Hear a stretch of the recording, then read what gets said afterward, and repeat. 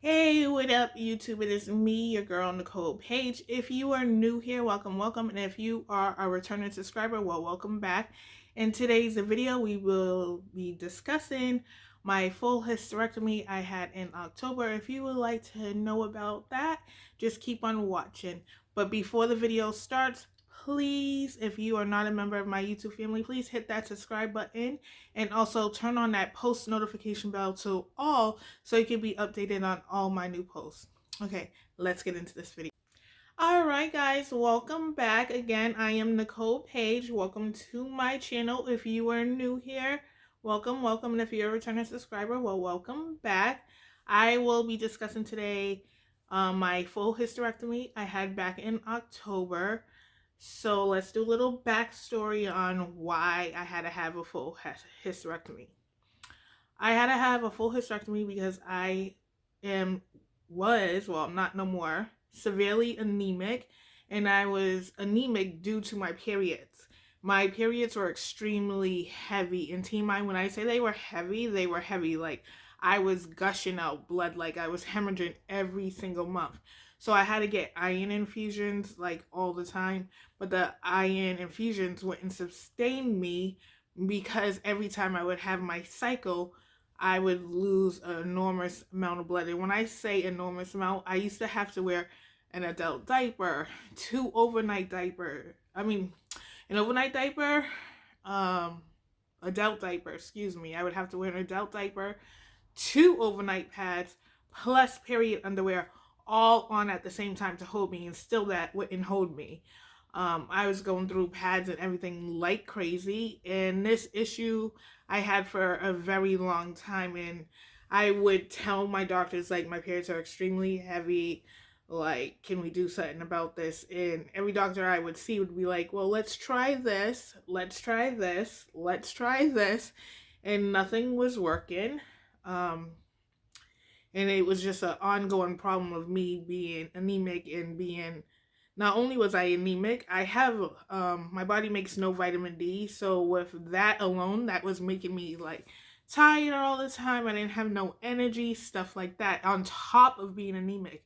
So I was always weak, tired, stuff like that. And then on top of that, I have high blood pressure. So when you have high blood pressure and you're anemic, it causes more problems because your heart is pumping more for the blood to go through your body, which I didn't have enough of. So it was working double as hard. So with all these health issues, finally I was like, you know what? I had enough. You know, my sister who works at a hospital, a very good hospital, you know, I was telling her, like, I had enough, like, this is stressful, I can't live life. I had to call out of work all the time during my cycle. I was a week prior to my cycle, then get my cycle, I was weaker, and she recommended a doctor. So I made an appointment with that doctor. In the first appointment, like, I was saying all my issues, and she was like, well, you tried this, birth control didn't work, you tried this, let's recommend like surgery, like a full hysterectomy. And because, you know, I'm like 41 and I already have 3 kids, and all my pregnancies I had issues, that will be a whole nother story. We both decided like the full hysterectomy will be my best option. And I was like, I broke down like in tears, like after that doctor's appointment, because it was like the first doctor that was actually listening to me and my problems, not just like, okay, yeah, I understand, okay, we're gonna try this, we're gonna try this, we're gonna try this. This doctor actually heard my voice and understood like my issues. And sometimes, like with your health, you have to take hold of your health. You can't take no for an answer. No, for a long time I took no for an answer because I'm like, they're doctors, they know what they're talking about. Maybe it's not as bad as I think it was, even though I know it was bad because I was hemorrhaging and like all the time. And like, I never knew my period was abnormal until I started dating women. And FYI, I'm bisexual. So I didn't know my period was an issue until I was in a full relationship, live-in relationship with a female. And I was like, we was shopping and she was getting her feminine products, and I was like, that's all you wear? And she was like, yeah, why? I was like, that's not my life, let me show you what I wear, like, let me get my supplies, you know. That's when I realized, my period is not normal. This is abnormal. Like, this is not right. And even as younger, like when I was younger and I first started getting my period, like bleeding wasn't a problem. It was the cramps. Like I would be laid out on the bed crying. I needed medication. Not until I was a full blown adult dating females that I realized my period wasn't right. And then, talking to all these doctors, all different doctors, all my primary care doctors, everyone would say, oh, well, periods can be heavy, it can be this, and it can be that, blah, blah, blah, blah. It was just like a never ending story, trying something, living with it. Until my sister recommended this doctor and she heard me out. So she scheduled my period. She didn't schedule my period, girl. What you talking about? She booked my surgery, but before you have surgery, you have to get all these tests done. So she was all like, before like your surgery, I'm going to give you this medicine. It's to slow down your period, so it will hold you off until your next surgery. And let me say, my primary care doctor was amazing. My primary care doctor, I just want to put that out there, my primary care doctor was amazing. She also heard me out, but like I needed an appointment with an OBGYN doctor, and the hospital I go to, they was booked. So she was like, I don't mind if you go to another doctor and get it fixed out. I'll give you the referral, no problem, because I want you to get the help you need as well. We all know this is a problem. So it wasn't my primary care doctor that I have now. It's my doctor's prior. So, but even with my primary care doctor, it took me multiple times to get her to hear me, even though she did help me, but it took a while for her to get there. You know what I'm saying? But with the doctor my sister recommended, she like heard me out right away. She was like, yeah, we're going to do this. We're going to do this. Okay. Backtrack to the medicine, because I know I'm all over the place. I just wanted to get that out there because I just don't want people to think my primary care doctor didn't do anything. She did. She tried. So back to the medicine. The medicine was to slow down my period until I get my surgery, because there was other people ahead of me with worse problems than me. So she gave me that medicine, and then I got the call or the message that I'd get my surgery like right away. It was like the following week, and I was so amped up for that. Like I was so excited. I was like, yes, I'm getting my surgery. Christmas will be great. All that stuff. Everything will be great. The holidays will be amazing. I don't have to worry about anything. But then, dun dun dun, I didn't get a certain, my doctor assumed, she didn't assume, she thought that I had a certain test, a biopsy, before, the day of she did my appointment. She thought we did the biopsy, but I didn't get the biopsy that day because I was having stomach issues. And when I say stomach issues, they were bad. Like I don't want nobody up in me checking me when I have stomach issues. I don't want to go boo-boo on you by an accident because you up there pushing on things you shouldn't be pushing on, and I let out a little baby boo-boo on you. No, that's what we was not doing. We was not doing boo-boo. So yeah, so we had scheduled that day for me to do it, to book it for another time. So then we do book the biopsy. I get it done. This biopsy, and I'm saying this biopsy, I'm going to put it down here, what it's called. And let me tell you, sorry, I keep on looking at the screen. I apologize. And let me tell you, this biopsy, I Googled it. I was prepping myself. People were saying, oh, it's the worst pain ever. It's worse than childbirth. And other ones were saying it's this and that. And my sister, who did have it done, she was like, no, girl, it's painful. Yeah, I had it twice. It's very painful. I screamed and, all this. So my sister came with me during this biopsy, the ring of death, I call it, okay? It was so painful, like so freaking painful. My sister was there, and I kid you not, I was holding her hand, squeezing her hand like I was going through childbirth. Let me tell you, I'd rather go through natural childbirth than ever have that again. It was so painful. I was crying. I cussed the doctor out. I called her a bitch while she was down there doing it, but she was like, but after, I was like, I'm so sorry. She was like, I've been called worse, but I was like, no, I'm so sorry. It was the worst pain ever. I was crying. And then I had cramps and stuff afterwards. Like, I would really rather just go childbirth than have that.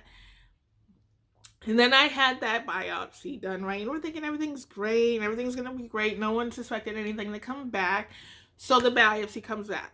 I have abnormal cells. And I have to get another biopsy, another piece of me. Like, in my head, I was like, you keep on taking pieces of me. I ain't going to need the hysterectomy because I ain't going to have nothing left. You're going to just keep on taking pieces, okay?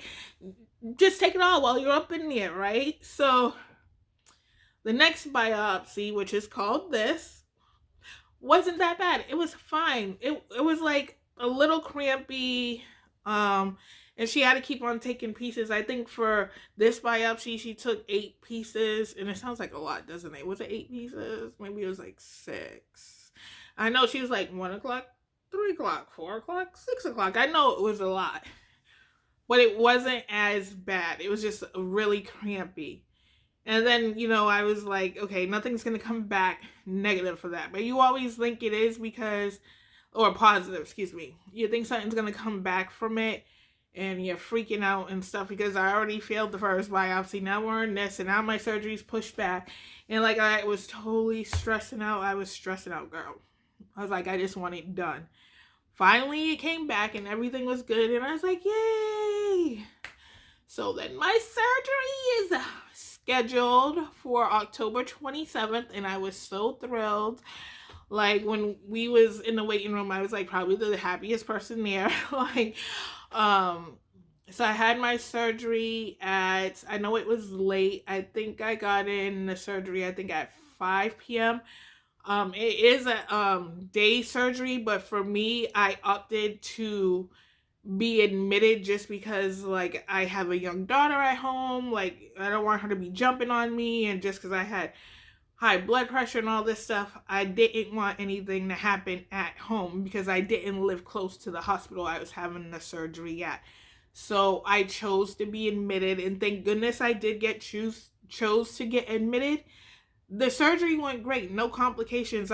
We was wailing down the hallway. I was so happy. So excited. One issue I do have though prior to surgery is getting an IV. So that took a while because I have bad veins. My veins are deep. They roll. And if a vein is supposed to go this way, it's going that way. If a vein is supposed to go this way, my vein's going that way. So I've always had trouble with that. So that was a little issue. But the surgery went great and everything went well. After surgery is where the complications came in. My heart was not happy. It was in tachycardia, and tachycardia means is your heart is beating faster than it should. So that was the issue after surgery. Like, I was put on monitors, I was put on fluids for hours to calm my heart down. Till this day, my heart is still in tachycardia. So now I have to see a cardiologist.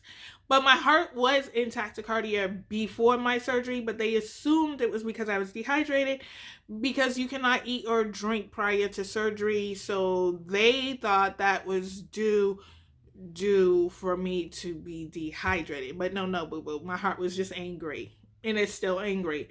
So as I sit here, my heart is still in tachycardia. It's fast. Obviously, I'm in tachycardia, but not to the point where they was concerned that I needed to stay longer or any of that stuff. But I am going to be seeing a cardiologist soon to figure out why I am still tachycardia. And then also, after my surgery, I found out I was a type 2 diabetic. So I'm a diabetic now and learning all the things about that. But after surgery, besides being in tachycardia, my recovery was great. I didn't have no issues after surgery besides my skin healing faster than it should over one area of where my stitches were. And let me tell you, I don't know if I mentioned this, I did have my hysterectomy laparoscopic, which means they cut like 3 or 4 incisions on your abdomen, and they use cameras. And then they cut the organs out and it comes out your vagina.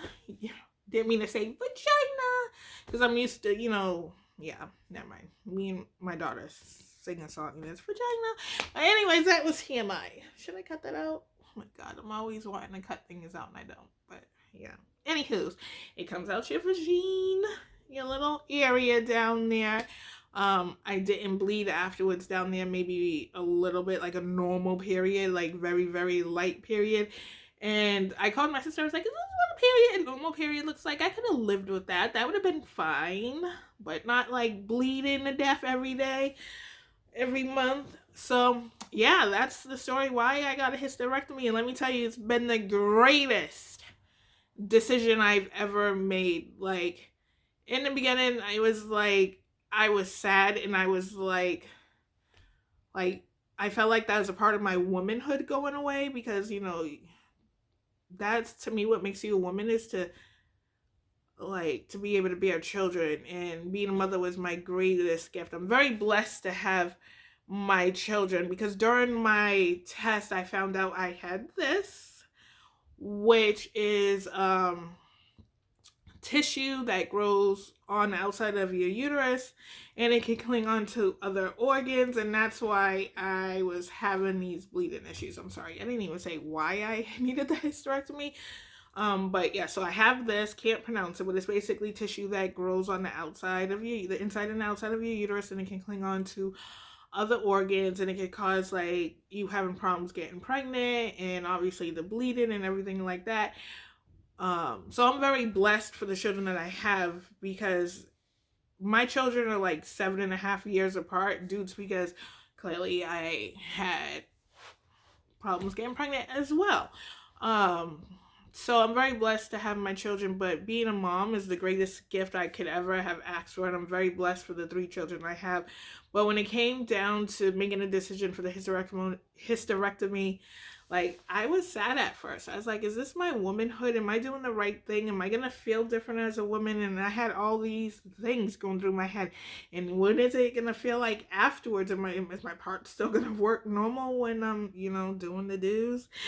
But it's been the greatest decision I made, and I realized that I'm a woman regardless, with my uterus or not. I'm still the woman I'm meant to be. I'm a mom. I'm very blessed with the 3 children I have, and I couldn't be any happier with the decision I made. And I'm so glad that this doctor heard me out and that I spoke. Like, I really told them, like, no, this is what we're doing.